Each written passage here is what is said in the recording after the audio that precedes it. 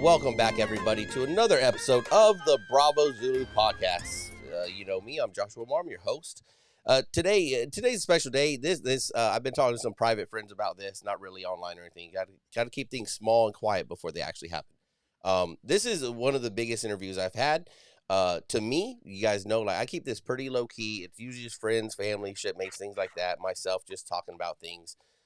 Today, I have a guest where their team reached out to me, said they've been listening to the podcast and they wanted to get this an author, me of all people. I got an author on board the podcast right now, and a really cool book that let me share this screen with you.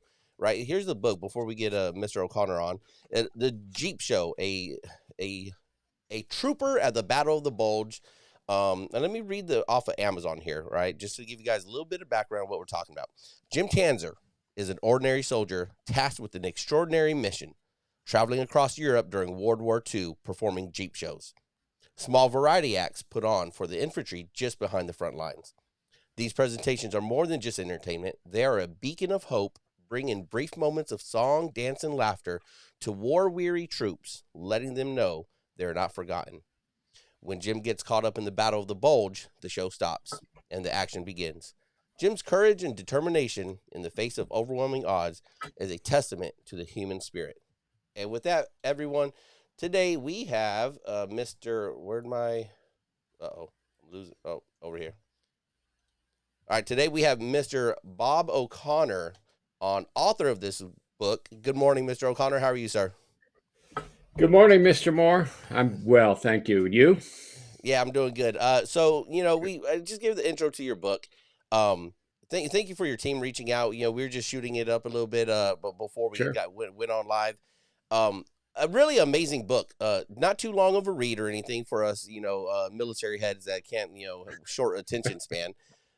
This is a tale of fiction, correct? Or well, first let's back Yeah, up. I want to jump right into it yeah, because I really did like the book. Mr. O'Connor, tell us a little bit about yourself. What got you into writing? What's your background? Everything like that. sure. So I made my living for many years in marketing and did a lot of business writing and then a lot of copywriting, writing brochures and advertisements. So, I was used to writing. Several years ago, I went through what seemed to me a very low period in my life. And I had trouble doing anything other than sitting with my head in my hands. And I just started to journal. And I'm not a journaler, but I just started to journal about how I had gotten in this situation and how I might get out of it. And I found that helped me. And after I got better, I just kept writing. And eventually that became a self-help book I published called Gumptionade. And Gumptionade did very, very well on Amazon. And I decided I would write another book, a nonfiction, about the Oxydol Circus. I started out at Procter and Gamble, the big soap company in Cincinnati, and a legend at Procter and Gamble is the 1968 Oxydol Circus. I'll be brief about it. Essentially, it was a big sales promotion related to sponsoring a traveling circus that turned out to be a marketing disaster, humorous only in retrospect. I was doing some research on it, and I reached out to the daughter of the circus promoter who sold the Oxydol brand manager on this idea. He is long gone. She said, "Oh yes, my father did that. He was also an enlisted entertainer in World War II." And I said, I did not know there were enlisted entertainers in World War II. And she said, "Oh, yes, MOS 442, entertainment specialist in the Morale Corps." And not only that, but he worked with Mickey Rooney, Private Mickey Rooney, doing Jeep shows, which were shows for combat infantry done in places where the USO and the Red Cross could not go. Mm-hmm. So I said, "Oh my goodness, that's fascinating." And she said, "By the way, his older sister, my Aunt Mabel, saved every letter he wrote home from the time he was in the Army." And I was thinking, primary sources. The and, wheels are spinning. I and like it. yeah, and I said, yeah, exactly. And I said, can I come down to Dallas and read those letters? I'll put on white cotton archival gloves. I'll be very careful. She said, oh, you don't need to. My sister published them in a book. So I bought this book, and I had, over 100 letters showing what life was like for a private in the Morale Corps in the European Theater of Operations, both the good times and the bad times. And then I found on the endless internet, I found the Army's manual for the Morale Corps published in 1944. And so I had a good deal of background about the Army's instructions to these Morale Corps soldiers. Uh, Joshua, I have always been interested in the concept of morale. And, Napoleon said, morale is to the material as three is to one. Hmm. And I'm sure you know from your service the difference between a unit that has high morale and a unit that does not have high morale in terms of getting the job done. When I was writing this first book, Gumptionade, the self help book, I came across a quote from a 19th century British biologist named Thomas Huxley that my dad had kept on his desk. And I think this was both encouragement and also kind of a scourge. But the quote is, the most valuable result of all education is the ability to make yourself do the thing you have to do when it needs to be done, whether you like it or not. Mm, I And like that. that has stuck with me. And of course, when you think about our service members, uh, that's the result of their training and their morale and their teamwork is doing the hard things. Hmm. Whether it's a sunny, nice day or whether it's 115 degrees off Kuwait or whatever. Hmm. So that stayed with me, and I became very interested in the Morale Corps. I decided to write the book as fiction rather than nonfiction because, first of all, I wanted the writing challenge. And then, second of all, I wanted to involve this character in the Battle of the Bulge, uh, which was the largest battle ever fought by the United States Army and kind of a pivotal American experience in World War Hmm. II. So I wrote it as fiction. It is historically extremely accurate with what happened during the Battle of the Bulge. And I have talked to several historians and many, many, many World War II nerds, I would call them. I kind of became one myself in this project. And interestingly, none of them have ever heard of these enlisted entertainers or were aware of the Morale Corps. And it's interesting, the enlisted entertainers included this real person who I had found out about. They included Mickey Rooney, who was in 1939 and 1940 the number one Hollywood box office movie star. Hmm. They also included some names that are well known to me that may not be well known to you, of men who became famous afterwards. I don't know if you know the name Mel Brooks, the Yeah. young Frankenstein. The Mel Brooks. I know the Uh, name. Yeah. yeah, yeah. These are names that will be well known to boomers like me. But Red Skelton was a famous comedian in the '60s. Burt Lancaster was a famous movie star. Dick Van Dyke, a TV personality, several others, and then a man named Sammy Davis Jr., who was kind of a lost singer and in the Rat Pack with Frank Sinatra. And I maintain Sammy Davis Jr. was a black man, and I maintain that he may have been the first person to integrate the segregated United States Army, uh, because he was in Morale Corps and did Jeep shows with other Morale Corps, other entertainment specialists who were white. So very significant development. Maybe that'll be my next book, is looking into Sammy Davis Jr.'s integration of the Army. So, as I was listening, I say reading a lot of times, but I listen Yeah. to the book, right? Um, something that stuck out.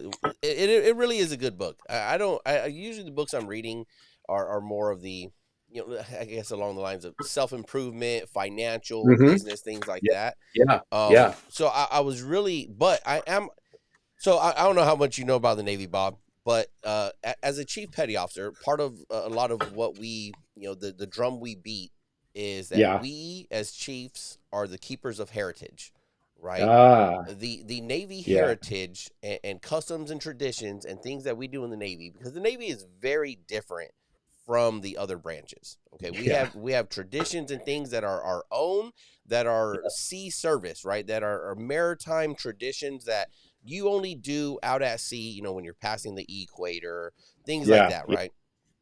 So again, we're the keepers of this tradition and stuff. I am somewhat, I'm not a real nerd, but I really like history. It was the easy class in school for me a long time Yep. ago. Yep. So like Battle of the Bulge, the Bastion Forest, Band of Brothers, all those things. I'll watch it, I'll deep dive into it a little bit, I'll read the wikis, this and that, and I like that. Hmm. And then especially with the Navy side, right? It is my Yep. job as a chief, when I'm in charge of sailors, right, to instill that, it's part of our sailors creed, that fighting spirit of those who've gone before us, right?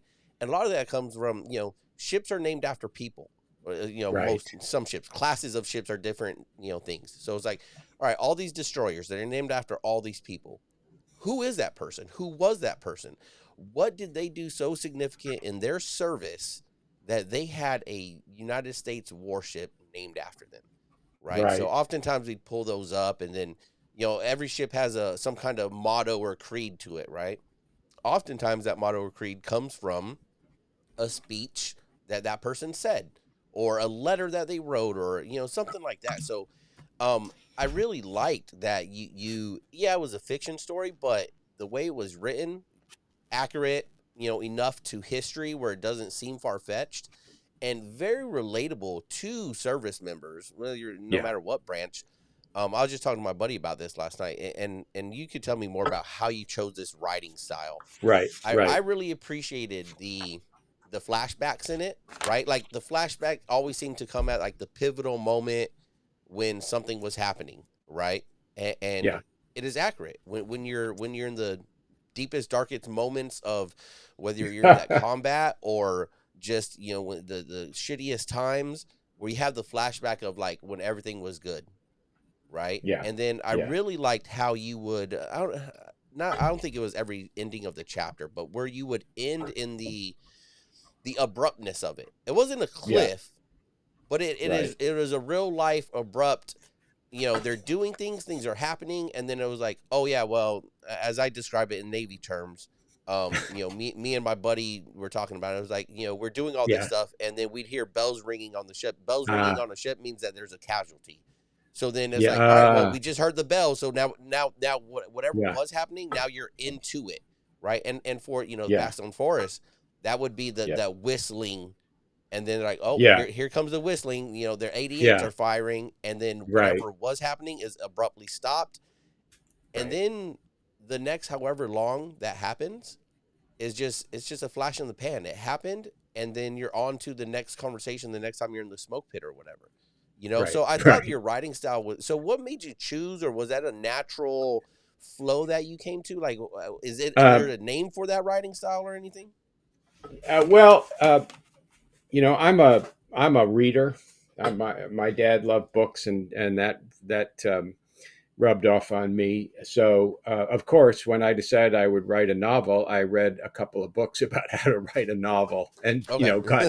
got good advice. And one of the fundamental advices about telling stories is don't take your readers where they want to go. So if you're telling, if you've got a chapter that's got a suspense, the artillery, the German artillery is starting to land in Bastogne, or the German bombing is, it, it's useful to kind of stop the reader there and digress about. In my case, I was doing flashbacks to the character's past, Hmm. but not too long. The key, my editor told me, keep the flashback short so that the Yeah. reader doesn't forget what was happening.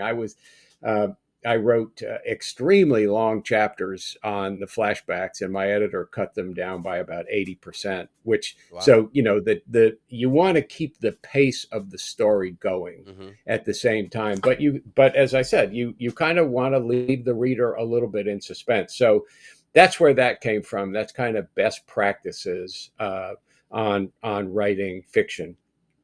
There's another one, Mr. Moore, that I ignored, and it cost me a lot of time. But a great piece of advice is don't do a lot of research until you really understand the plot of your novel, because what happens is you end up doing tons of research on a certain thing, and then you get to writing, and it's not that important to the story. And Okay. usually it's your editor that tells you it's not that important to the story. You've already spent a month torturing your way through it. So, Hmm. that's enough for the sequel. I'm going to write. I'm started a sequel, and I'm going to try to follow that piece of advice, which is really understand the plot, the outline of the plot before I do a lot of research. But of course, many writers will tell you, or at least this was true for me, research is fun and writing is hard. Hmm. So, I'm a Yeah. naturally curious person. And I also, history was my best class in school. So I love reading about how things were, the details of people's lives, the details of Army life in World War II. I love reading about that. So that's fun, and writing is hard. And this next time around, I'm going to try to really limit the research to what I know my editor will let me write about. Yeah. When you're doing that research, so you had those sources, those letters and Yeah. everything, right? And Jim Tanzer was a real person, right? Like that's Jim, who the letters were he from. is, Jim Tanzer, the main character, is inspired by a Okay. real person who was named Jim Hetzer. Oh, okay. All right. All right. And it was Jim's letters home. It's fiction, Right. but it was inspired by this guy, and he was a real person. Okay. So I just wasn't sure if the Tanzer Yeah, name. That's where I think it's in the right. book a little bit, but like just want to clear that up for myself. So another part that I really appreciated um, was the authenticity. And tell me, and I don't want to give away the book, but tell me Yeah, like the relationship between Jim and his wife at home, right? Was sure. that all made up from you, or was that in the letters, or was there not, or was there something in the letters that gave you that acorn of a, ooh, this is something Yeah. I could go with, and you kind of filled it out? That's exactly right. There was in the letters there was some sign that Jim's wife, and remember he was 20. Jim in real life was 29 years old when he volunteered, when he enlisted in 1944. And in the letters there was some suggestion that his wife was not pleased with Mm-hmm. his decision, felt it was leaving her and their 3-year-old daughter kind of in the lurch. Uh, he and his wife had been partners in a dancing act. So he was a dancer, and so I took that, and yes, I ran with it and made that a much more significant conflict than it really was, because I thought it really added to the story, and it really added to the tension and the pressure that was on this soldier, Mm-hmm. wondering if what would be there when he got home, whether he'd be divorced or not. And I'm guessing that many active duty soldiers and sailors and is it airmen or air people these days? I don't want Airmen, and then guardians for our space force brethren, to. Okay, yes, guardians. Yeah. guardians, yes. Um, well, I am sure that many of those, especially sailors who are on long duty away from home, many of them have to deal with those kind of tensions. So yeah, I took the hint that was in the real letters, and I ran with it. Yeah, that was a very nice touch you did there. It was it was accurate, as any of us. I'm still married, fortunately. But Good, it well is, done. yeah, very happy about it. But it Yeah, is something that just the way you went about it, right? Of the again with the flashbacks, that's what really caught me into this book. It was accurate to that. It's almost like is that you have served before, right? I don't think you have, right? No service Yeah, record. I will tell you. Well, I've got one. I'm almost embarrassed to tell you, but I'll tell you and your audience. I Okay. enlisted in the Marine. I enlisted in the Marine Corps in the spring of 1977 to take part in what was then called the Platoon Leader Corps, where you could start your 20 while you were still in school, and then when you finished, you would go to officer training. Hmm. And you had to enlist, and when you enlisted, you started your 20. So it was a great deal. Um, as it came time, as I was graduating from school, my father became very ill, and there were significant family problems related to that, and I was excused from the service. Uh, so I would not claim to be a veteran, but um, somewhere on paper, somewhere in Washington, is my honorable discharge. But no, Oh, okay. I have never served. I never, other than enlisting up in Cleveland, um, and going to the movies that night with a bunch of other enlistees. That's the extent of it. But I have heartily regretted that because uh, I was a high performer in college, but super immature. Hmm. And I really believe, you can tell me if I'm wrong, but I really believe that if I had been able to follow up on my plan to join the Marines, uh, that I would have grown up pretty damn fast. Yeah, not being a Marine, but like and I Yeah, mean 77. That's right at the end of Vietnam, right? Like right. wrapping up. I think it's still considered the Vietnam era, quote unquote. But yeah. I mean Marines back then too. I mean that's your. I mean it's late Vietnam, but we've all seen Full Metal Right, Jacket, right? So right, definitely a right, different world. right, right, right. But again, your accuracy in the your spouse, Yeah, whatever your spouse is, always being on your mind and always thinking of it, yep, but then oftentimes still making tragic decisions on your way to return home, right? right, Again, I right. just thought it was a really accurate thing in there, and not overplayed, right? Not overplayed. Again, Thank you. your editor did a great job, and you guys did a Yeah, great job in balancing that, just to like sprinkle it in there to be like it it's a part of service, right? It yes, is, but yes. it is not all of service, right? So I just want to say great job on that. Um, Thanks. it's just I like, no joke. I really enjoyed the book. Again, it's fast moving. It's a good pace, and then there's really good authentic moments in there. What during what like how did you pick the Battle of the Bulge? Is it because it was so significant? That's where you wanted to kind of focus, or is that one of your like favorite World War II history moments, or like what made you pick that Yeah, to be there the was a setting? combination of two things, Joshua. One was it was a very historically significant battle.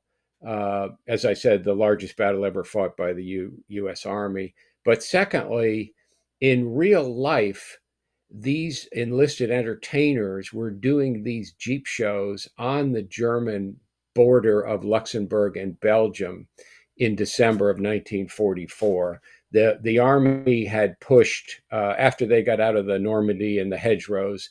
They made much faster progress than expected to right up to the German border by September of 44. And then they were kind of held there. There was a terrible, terrible stalemate in a battle called the Hurtgen Forest that involved the 28th Division. Uh, and then, but for the most part, three or four divisions were stretched along the Luxembourg and Belgium border with Germany, kind of waiting for winter to get over and to resume the attack on the German heartland. So in real life, I knew these entertainment soldiers were doing Jeep shows up and down these lines because there were company size units in these small towns and villages up and down the line.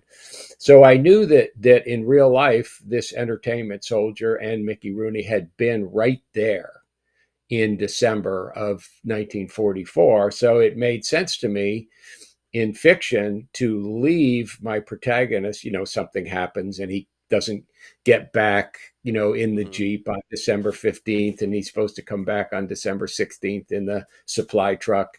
And, he wakes up to the start of the Battle of the Bulge. So it was the proximity in real life of these entertainment soldiers, and then wanting to write about such an important battle.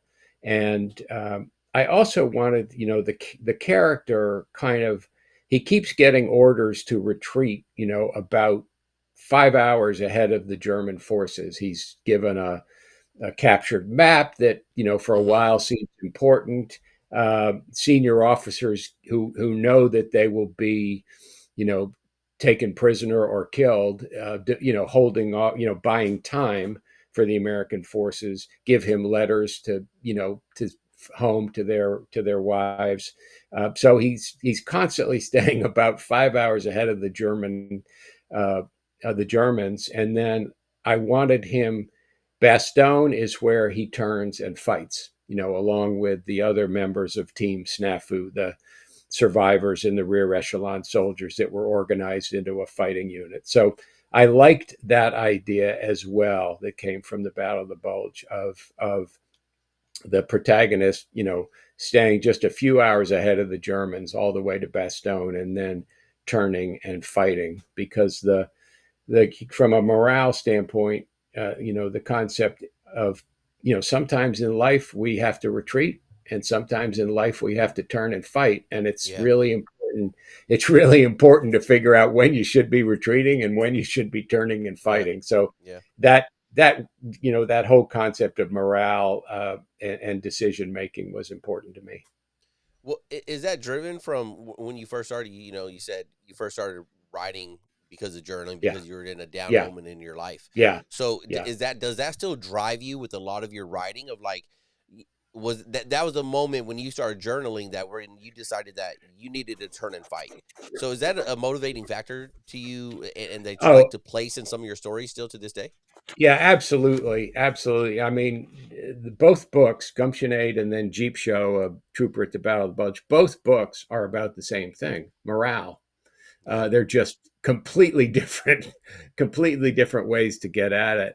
I want to tell you about a Navy flyer who has had a great influence on me. His writings, I should say. I've never met the man, but Is he active duty right now? No, he's dead. Oh, okay. James Stockdale Stockdale. Okay, was, yeah, I yeah, know. famous, USS, yeah, famous. USS Stockdale, return with honor, POW, lost 8 Ah, years. yeah, he Yeah, was shot down in 1965 over North Vietnam. He was the senior naval officer among the yep, prisoners of wars. He was tortured repeatedly, yep. and continued to provide you know excellent leadership under great duress. And the Mhm, key that he talked about, one of the keys to survival, which I have never forgotten after I read his book, was these POWs would be taken and tortured, and they when you're under torture, they would tell things that theoretically they didn't want to tell. mhm, And what Stockdale insisted upon when these POWs were returned to their cells, and by as you know, they communicated by Morse code tapping on mhm, the cell walls. Incredible story. But what Stockdale insisted upon was that they be frank with their buddies about what they had done and what they had said. And the reason is that avoids shame. When if you've done something, you're not happy with, you know talking about it and confessing it to your buddies,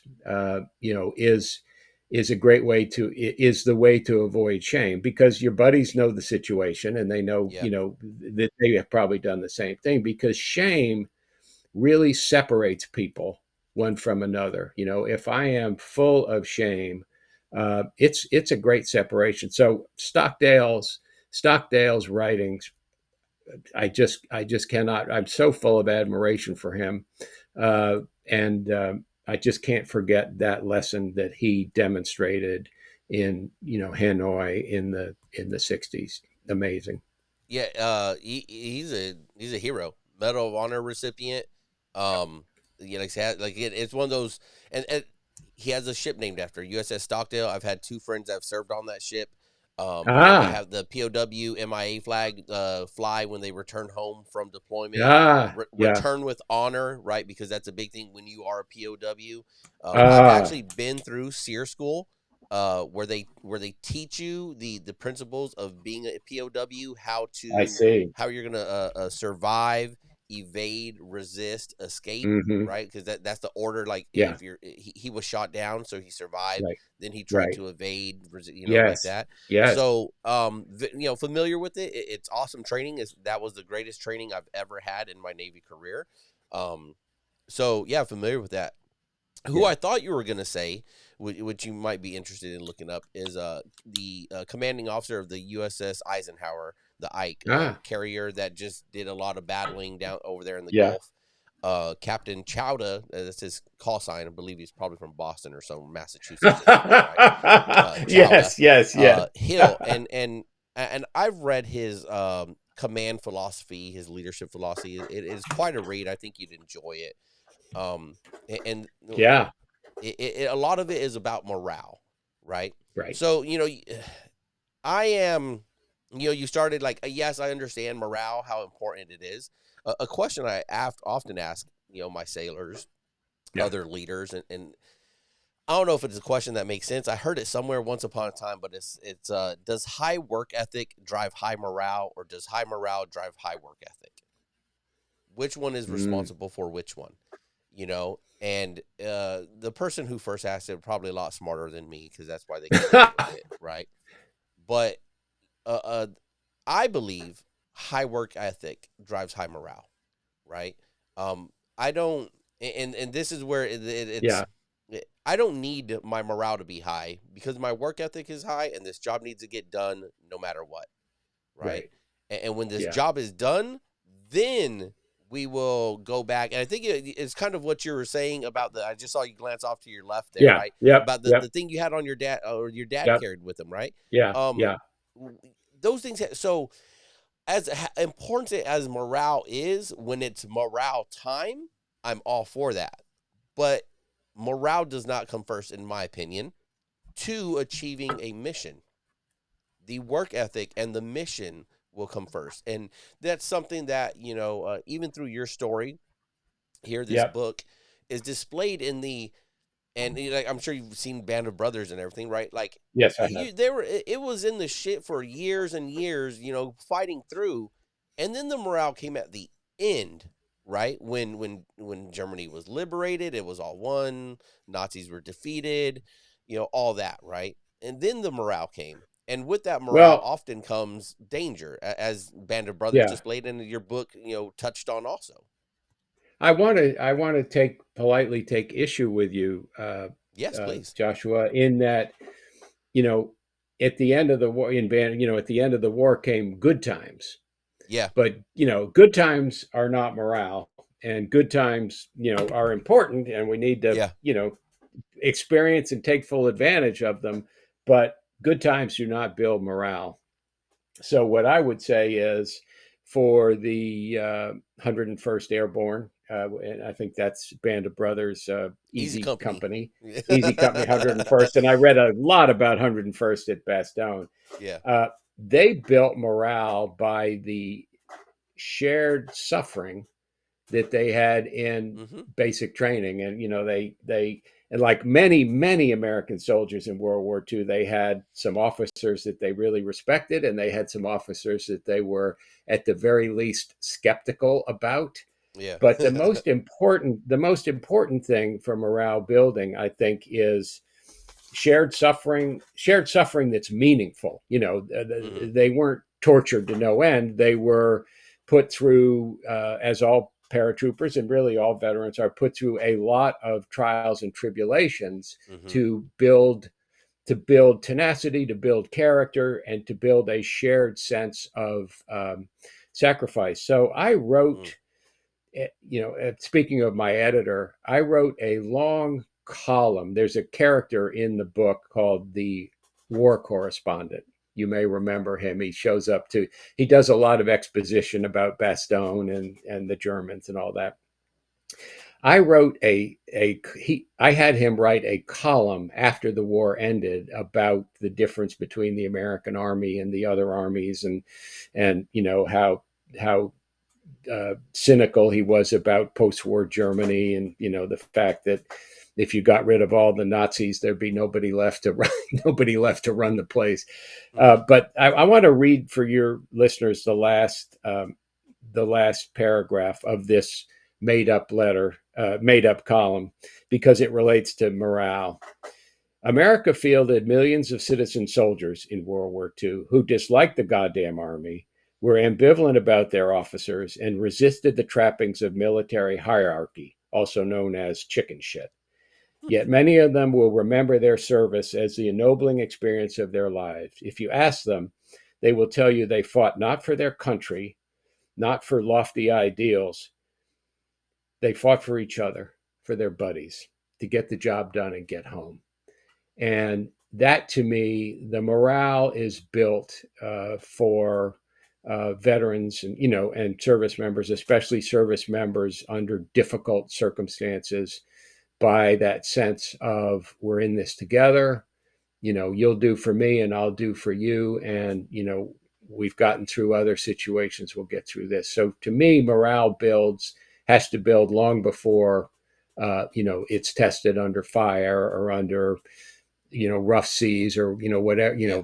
that kind of thing. By the way, speaking of my uncle, my father's younger brother, 17-year-old George O'Connor, volunteered for the Navy in World War II at age 17 and was in a ship off Iwo Jima under kamikaze attack. So um, I think about that a lot, and for my own morale writing, I think about that, and I think about my dad who was 19 and over in Europe during the war. In fact, you probably remember there's a chapter where the protagonist, the main character, goes over to England in the Queen Mary as a Hmm. troop ship.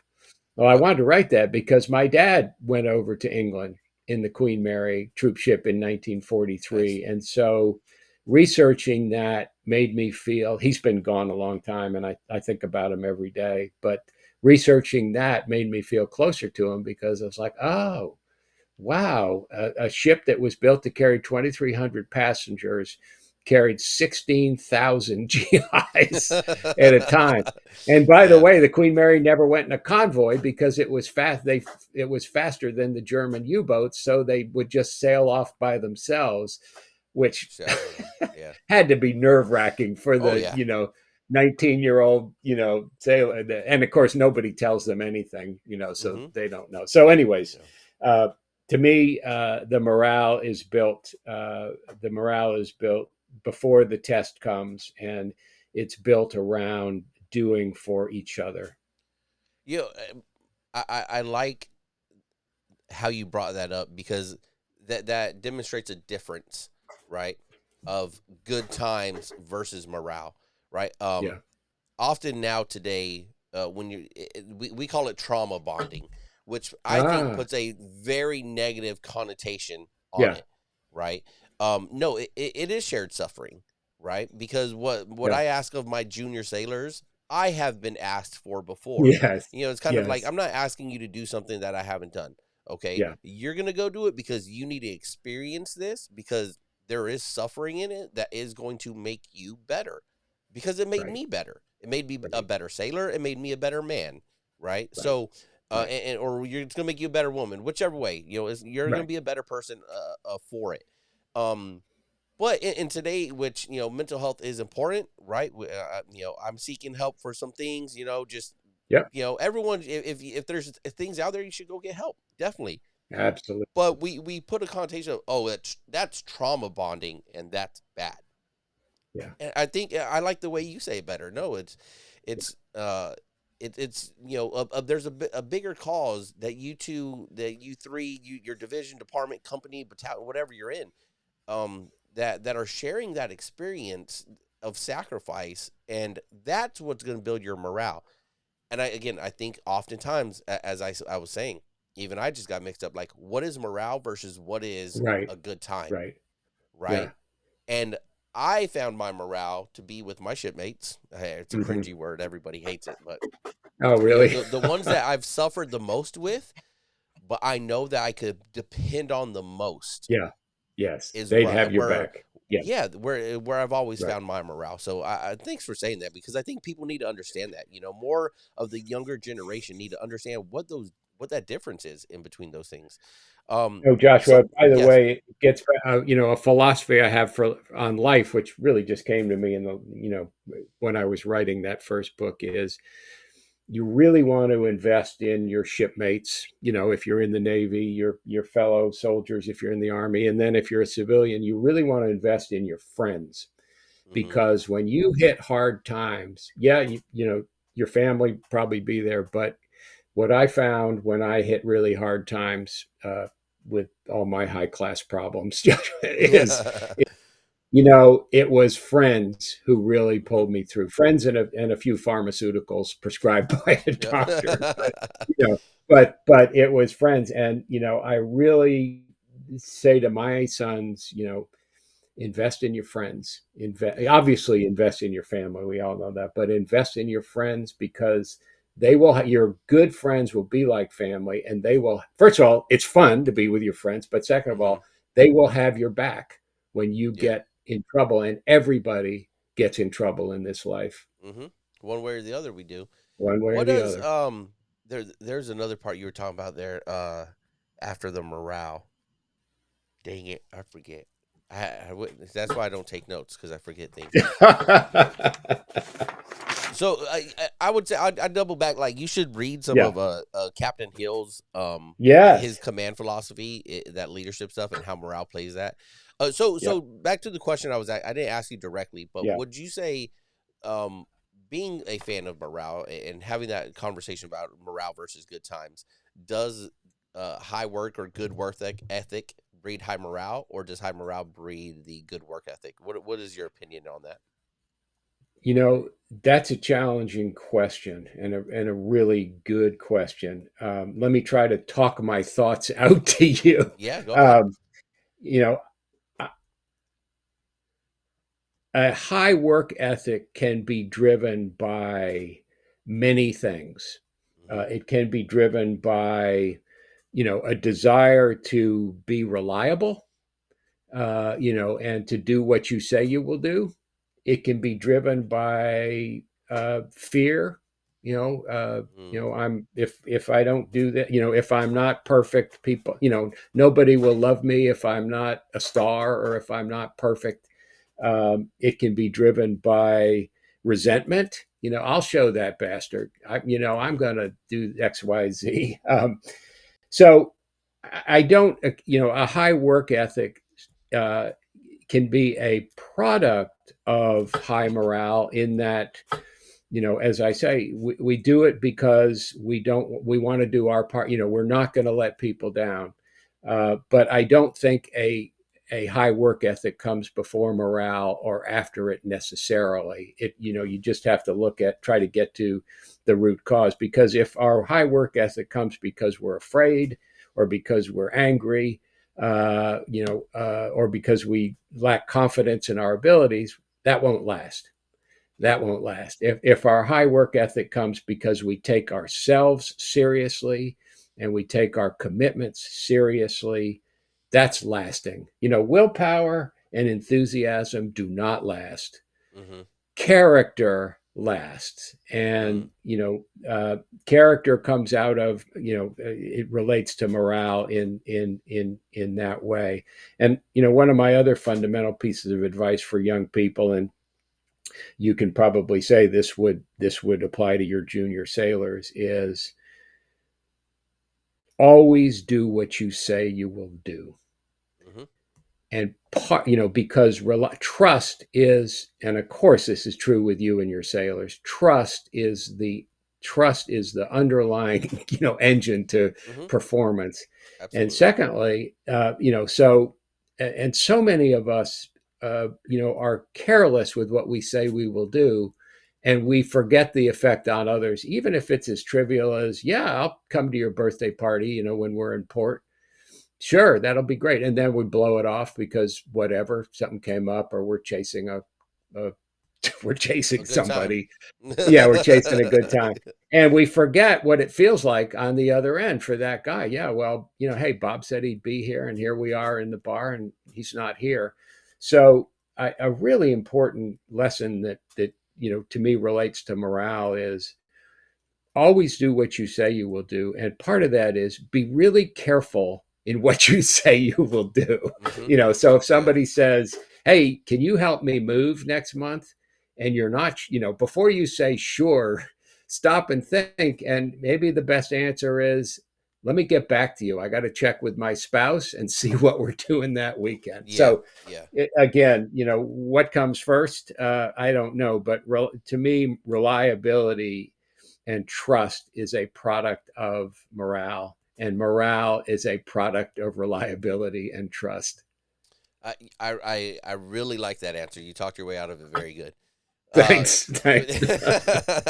no, because so much of that, and you know, military, right? A senior military person like myself, a senior NCO, a senior petty officer like Hmm. myself, or what, no matter what, and even in corporate world, really popular things right now are leadership things, right? Yeah. So, I don't know what your leadership experience is or background. People might go there, right? If you're just authoring these books yourself, then are you Right. leading anyone? I'm sure there's Right. something in there, right? But what I tell people is like, it's not, you don't need to buy like 2,000 books. Right.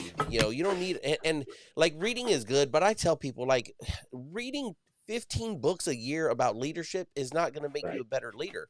If I could Right. talk to Bob O'Connor here and he could get these fundamentals of like being responsible and trust are some foundational items of being a good leader, right? I'm listening to 50 Cent the rapper, Yeah. his book Hustle Harder, Hustle Smarter.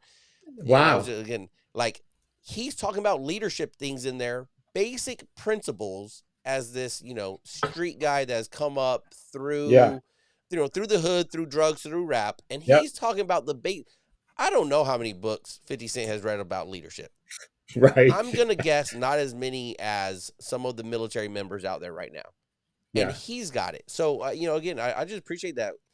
uh the major question of what comes first, ethics or work ethic or morale, I don't know either, right? Yeah. I think some of I the things you and it's mentioned are absolutely right. Go ahead. Yep.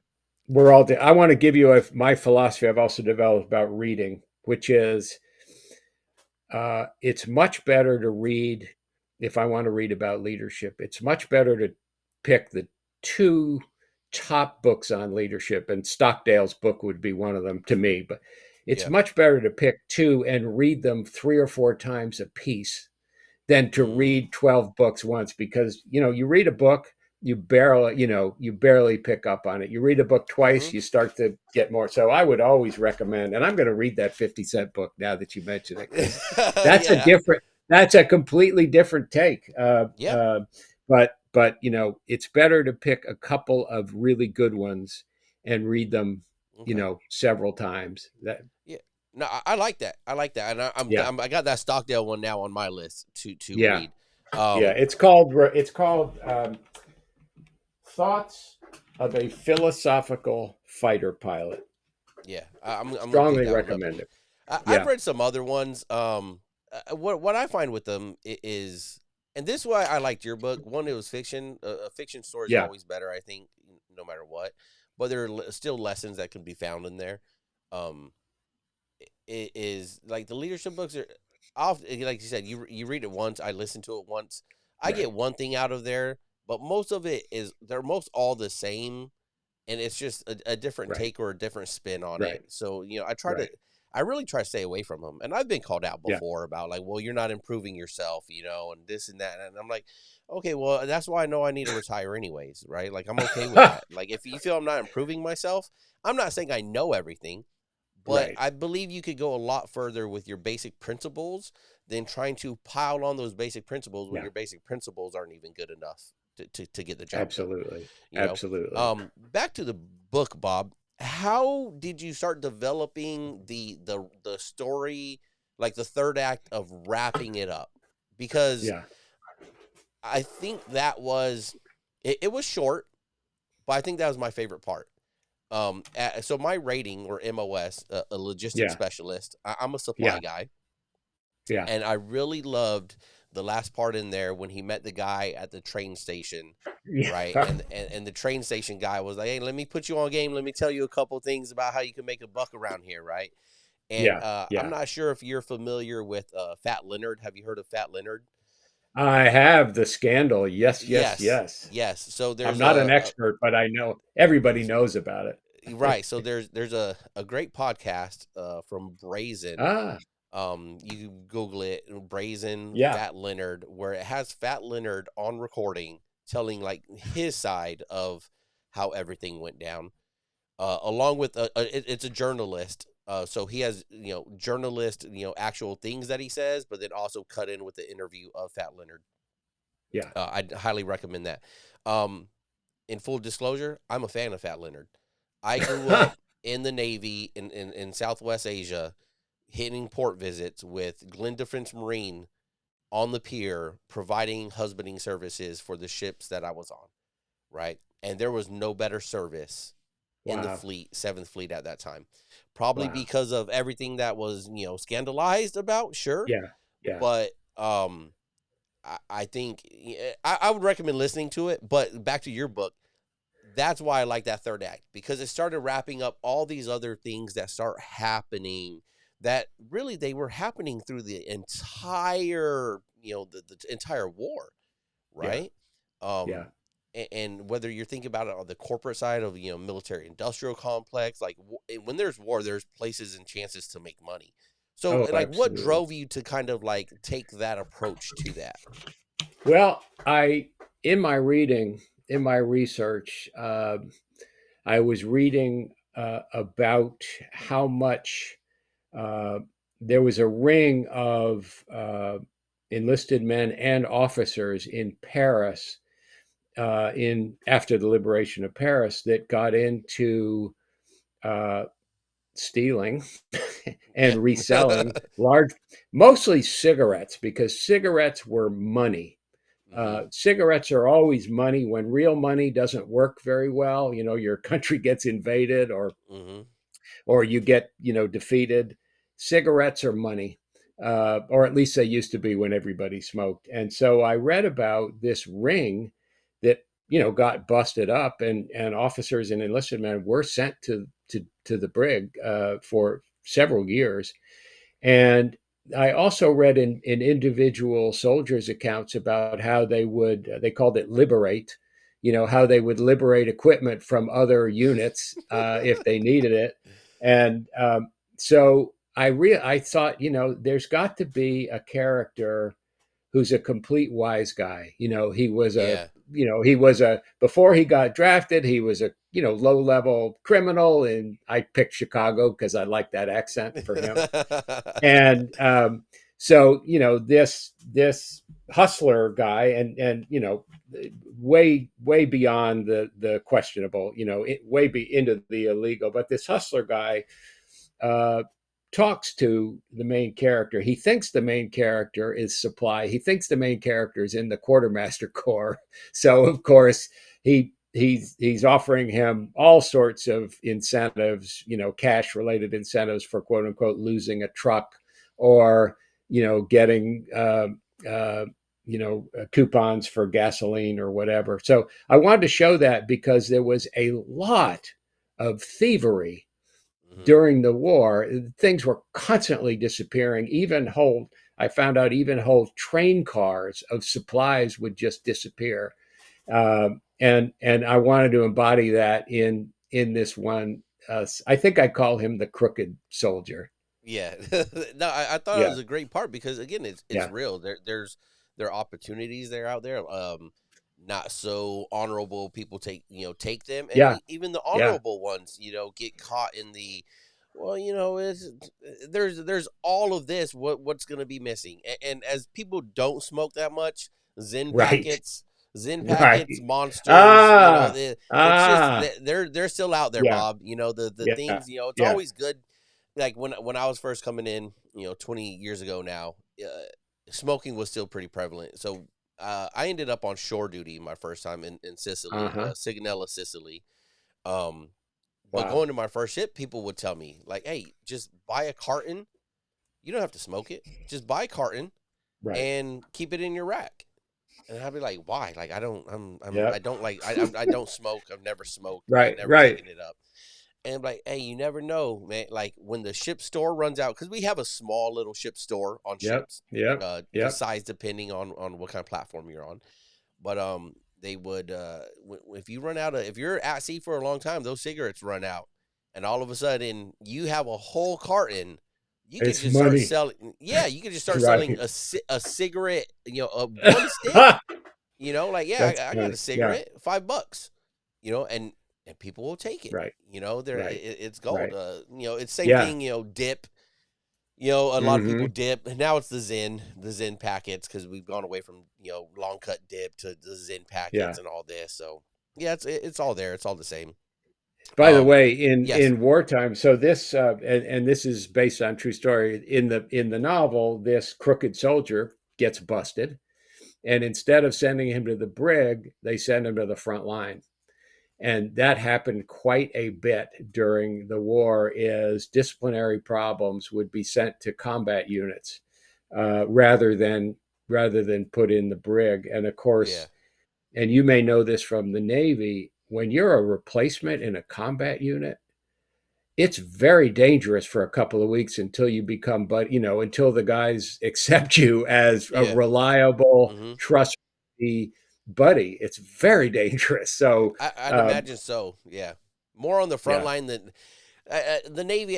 Just because of our work environment a bit different. But when I get a new sailor in, I yeah, always tell them like, well, you for supply, we're not front line, but I'm like, you're right, going down to the hazmat room, right, where we keep our uh paints, our huh, lubricants, everything like that. yeah, And usually it's not air conditioned. It's not right, the glamorous, right, and it's like you're right, gonna go down there, and that's where you're gonna cut your teeth, and yep, that's where you're gonna make your bones about it. And I yep, don't really want to hear it. You don't get to sit yep, in the office, and that person that's been down there, they're coming out of there, right? And you don't get to sit in the right, air conditioned office doing right, the right, financial work and this and that. right, Like, no, right. you need to earn some Spreadsheets. of this. Yeah, Yep, like you need to earn some of this before you get up here. But as times change, some of you think, well, no, I deserve this, and you should give it to me. And that's right, not how we do things here in the military, right. So, That's important um, training. That's important yeah, training. the most important training. Bob, is there anything else you want to share about your book that maybe we haven't covered? Again, I don't want to give away too much of the book Yeah, because yeah. I really want to recommend it to the listeners and viewers out there. It is a good, again, it's 10th grade English education, right? Like, it is a good short read for the low IQ people like myself. Not that your writing was great, I liked it, but Yeah. it was good. It was Well, very I'll good. say this, it's not a young adult book. It's for grown-ups, and the Yeah. subject matter, even though I'm told people find sections funny, there's some gritty reality Hmm. about what it's like to be in combat, and nobody in their right mind would want to be in combat if they didn't have to be. Um, I wanted to say that in writing this, I talked with many veterans, and now I'm talking with you. And I came away and thinking about my dad and my Uncle George. I came away with a really high level of respect and admiration for veterans.